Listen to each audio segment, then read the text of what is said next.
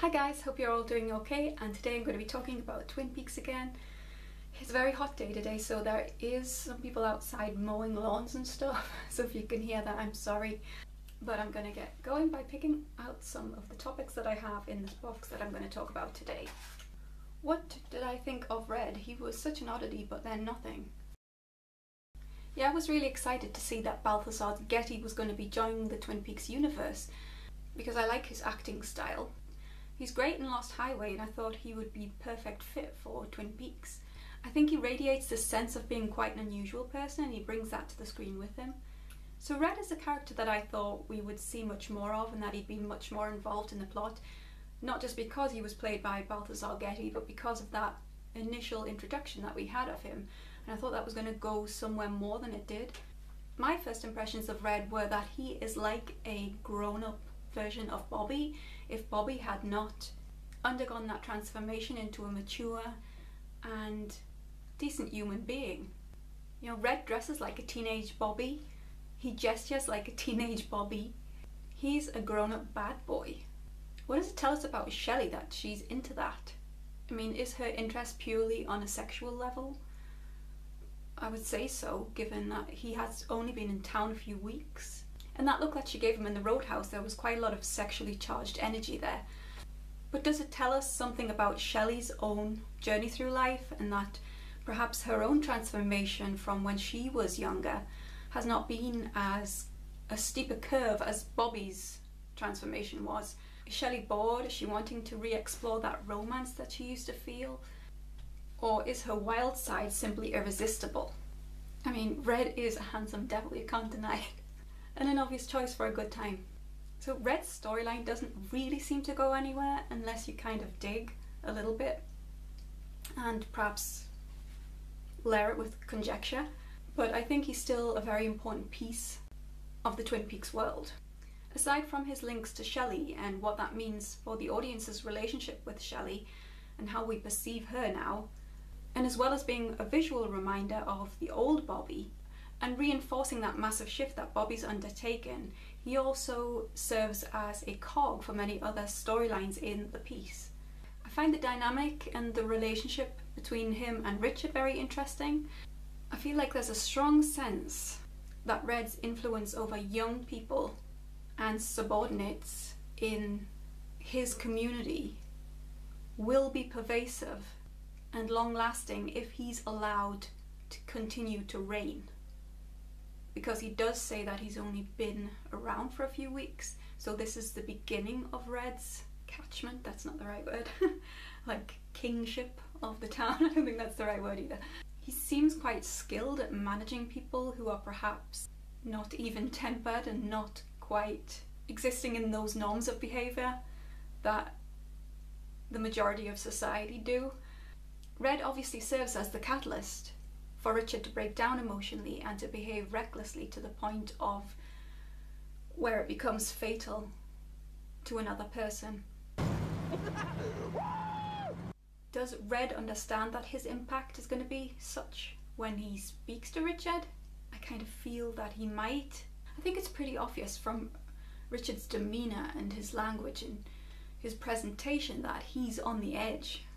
Plus, when Red interacts with him in that scene with the coin, Richard is high as a kite. So you can basically take that friction and maximise it by 100. So Red might be asserting himself so that he can extend his range in Twin Peaks, or there might be another explanation for why he's dealing with Richard in this way, and that might connect back to Mr. C somehow. The question is Red another branch of evil that grows from the Black Lodge? Is he a guy that's been possessed by an entity from the lodge? Or is he just a guy who is a scumbag, drug dealer? And are we seeing that scene from Richard's perspective as him being high on drugs, and his visual perceptions and his understanding of reality is completely warped? So I really like that coin trick moment that Red does. I think it's visually engaging, it's emblematic of the kind of supernatural forces that exist in Twin Peaks. And it's a huge shadowy hint that perhaps Red could be connected to that world. Perhaps we're being shown that there is now a network of evil that has extended outside of the Black Lodge and is now beginning to operate with ease and success, further extending that bleak world that Mr. C aims to create. Does this scene give us an idea of the potency of the drugs? Is it something new? Something unknown before? Something that is gonna tip kids over the edge? I think I like to think that Red's coin trick means that he is connected to the Lodge in some way, because I think that this gives the character an extra layer of ugliness and danger that makes it feel more exciting, that he's moving in on Shelley and corrupting all the kids in town. That makes me sound really sick. I think Red's appearance is like a lower level Philip Jeffries moment, in that he comes in and out but makes a big impact in that small time that he's on screen. And according to Mark Frost's literature, Red is now at Lodge, which I'd like to think means that he's scurried back to the hole that he came out of, and that Shelley's life hasn't been impacted in a negative way by him playing a part in her life and in her daughter's life, but who knows. Thoughts on Dale Cooper representing the audience? Well, Cooper has many special qualities which I feel are far removed from the average viewer and from most people in the world. I think he's more special than most of us, let's say. So I presume in this sense that if Cooper was representing the audience, it would mean in regards to how Cooper interacts with the plot. In season 1 and 2, for example, Cooper is super excited to dive into the mystery as we were as audience members. Yeah, there might have been some trepidation about being exposed to the violence and the sadness, but hey, we were keen, as was Cooper. Cooper's journey to the Black Lodge sees him react with confusion, but a willingness to try and understand events, rather like our approach. If Cooper representing the audience is a conscious choice by Frost and Lynch in seasons 1 and 2, then what is their commentary on us by the end of season 2 when the doppelganger comes out and Cooper is trapped? And is the doppelganger part of that representation as well? Is it suggesting that we've been corrupted, or that we have a thirst for even deeper violence as viewers? And lastly, what the heck does this mean with season 3, with the virtually comatose Dougie being how we are primarily exposed to Cooper in this season? Maybe it's saying something about our attention spans with the material that we're being shown. Maybe it's a comment on general audience reception to TV art over the past 25 years. When Twin Peaks has been off the air, maybe other TV shows have rotted our brains. I mean, ultimately we do see Cooper emerge from the Dougie persona. So is this an affirmation for us to recognize that our intuition about this show is correct and our spiritual intelligence blossoming as a result of exposure to the Twin Peaks art form? And a comment on how our patience and gradual learning exercises throughout season 3 have been rewarded by this moment of Cooper finally reappearing.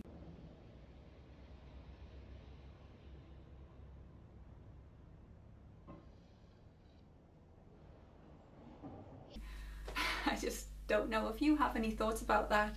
Leave them in the comment section below. I think it's quite a difficult one to think about. Fire Walk With Me ending, how do you interpret post season 3? So I think that last scene in Fire Walk With Me feels quite conclusive, and I feel like it's an indication that David Lynch thought that he might never return to the Twin Peaks universe. I don't really get the feeling that there was any plan to resurrect the franchise at this stage, and that this scene was crafted to allow for future reimaginings or different interpretations of the scene. I think it was intended as the end of the story, at least for the story of Laura Palmer in Fire Walk With Me. And because it's natural for our forms of film and TV to have endings, I feel like David Lynch gave us one that allowed Laura some freedom and which left us and Laura with some peace after the hell that we saw in the story of Fire Walk With Me. However, It's now impossible not to return to that scene since season 3 and reassess it for what it means or where its positioning is in the entire storyline. So one thing that we have to keep in mind is, of course, that Cooper changed the timeline. So I don't know how that affects things that happen in the lodge and whether those scenes are erased in the same way that we saw Laura's body erased.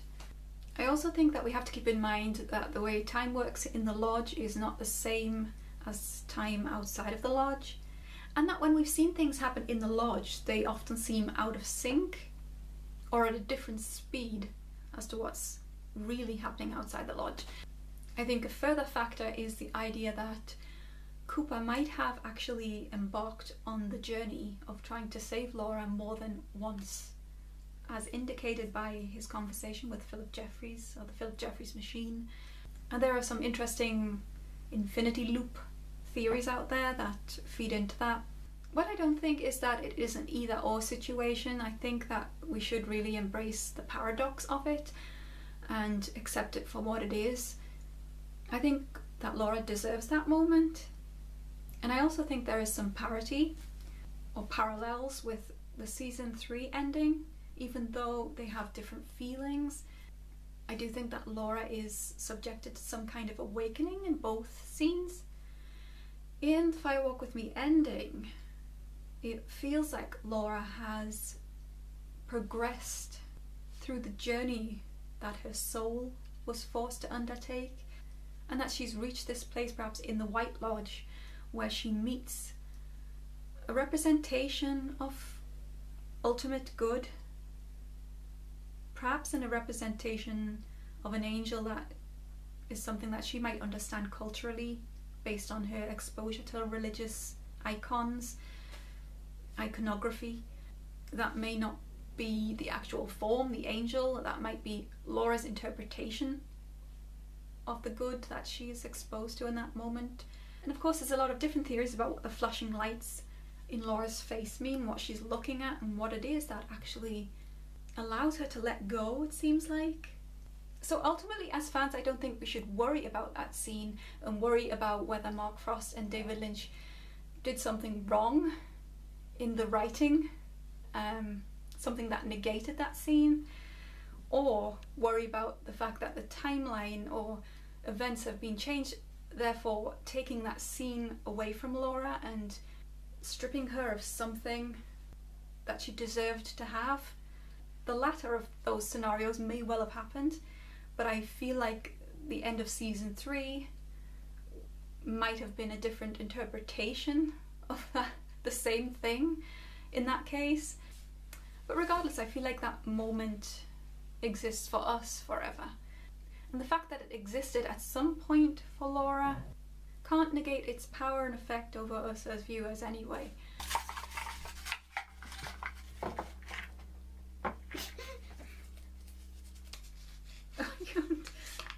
What is your favourite set piece scenes?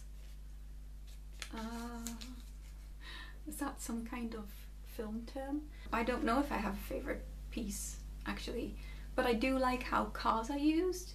I'm gonna try and stop this woman from honking her horn and get this traffic moving. I got it, Bobby.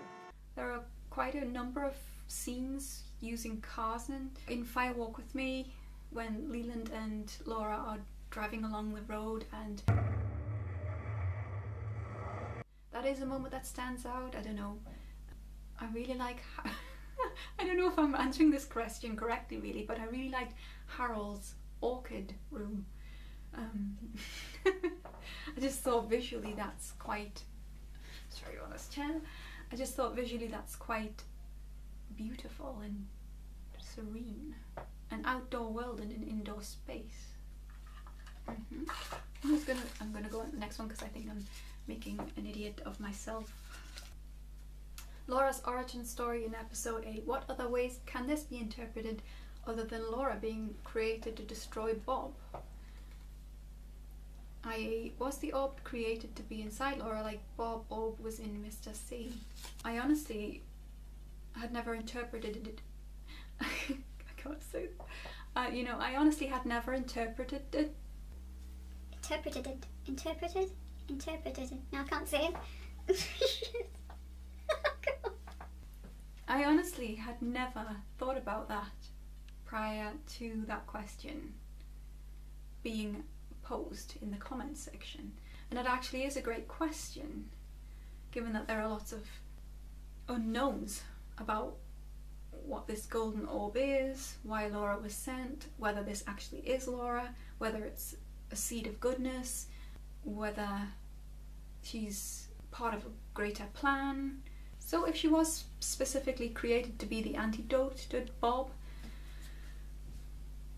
then how successful was she? I think that in some ways she allowed for self-sacrifice on some level. And that may have been an aspect of the qualities of the golden orb of greatness. I'm not quite sure if I'm making sense. So I'm not really sure if there's any other interpretation other than she was either created as Laura in the golden orb and sent to Earth, or the golden orb was created specifically for Laura and sent to Laura.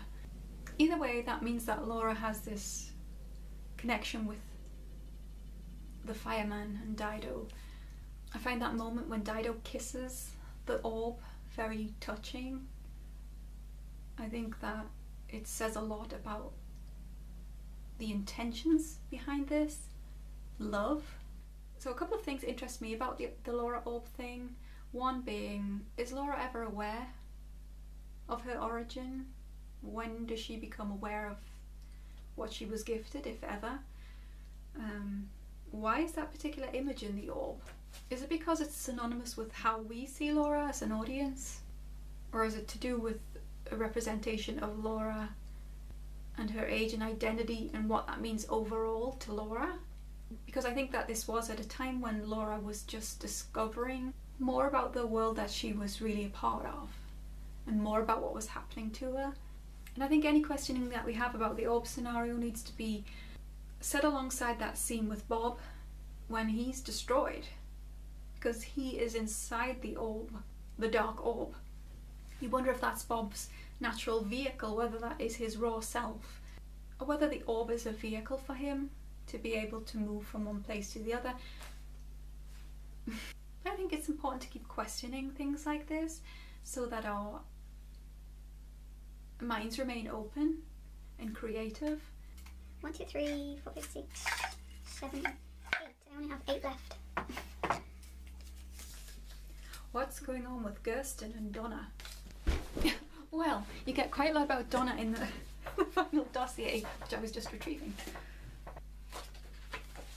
There's a whole chapter on Donna. And Gersten is mentioned to some extent as well.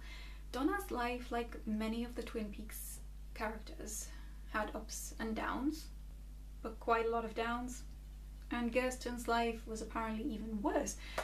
You know, Gersten is one of the characters in season 3 whose appearance really kind of stuck with me a lot. She's just wild. And it's so completely unexpected from what we see of that character when she's a kid. I think Gersten clearly has some mental health issues, which started pretty early in life.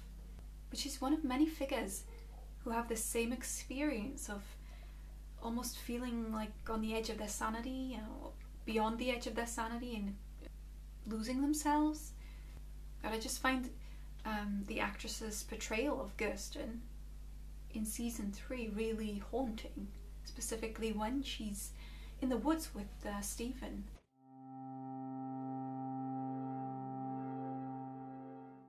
That absolute sense of terror that she has is really disturbing to me.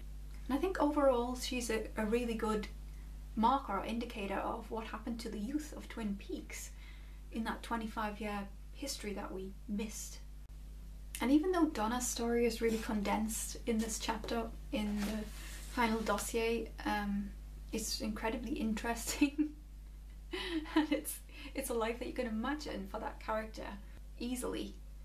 But I think it's one of those things, you know, with fiction, it reflects real life quite well sometimes. And I feel like, you know, a lot of us, we might look back on people that we knew or about people that we've known in life and think, how the heck did that thing happen to them? And I think that's what you think when you hear about Donna and Gersten. It's unbelievable, and yet it's life. It's typical life. So I think that reading the final dossier, returning to season 3 and watching the characters that are described in the dossier makes it all that more poignant, makes it more powerful. And because a lot of the stories in the dossier are quite dark and depressing, you take that with you as a viewer. And even though the scenes of Gersten in season 3 are pretty depressing already, the state that she's in, you can reach a deeper understanding of it by approaching the literature and then returning. I'm going to leave it there. Thanks very much for watching today. If you would like to leave any comments about what I've said today, please do so in the comment section below, and you can also leave any topics that you like either here or on my Twitter page at the Vlog Lady. So that's it, and hope to see you again next time. Bye!